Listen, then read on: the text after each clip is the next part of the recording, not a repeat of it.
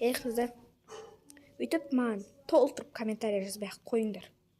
Бәрібір мен оларды оқымаймын. Оқысам да сендерге қарсы ответ жазам, түсіндіңдер ма? Мысалға, Ләззат Мәлібек. Ол мен сіңлім. И что?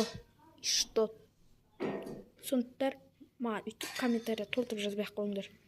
Бәрібір мен оны оқығанмен ештеңе істемеймін.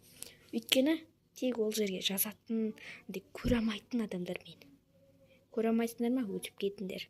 Қызық емес па? Өтіп кетіңдер. Өтіп кетіңдер, ешқай жерін түсіп қалмайды. Айтарым осы, если что. Өйтіп маған толтырып комментарий мынандай жазбай қойыңдар.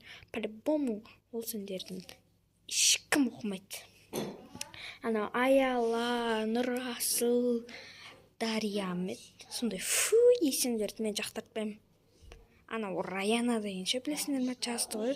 Фу, кринж деп па? Сол кринж бомбыж ғой, білесіңдер ме? Мусордан нан іздеп жүр ғой. Сондықтан біліп алып сөйлеңдер.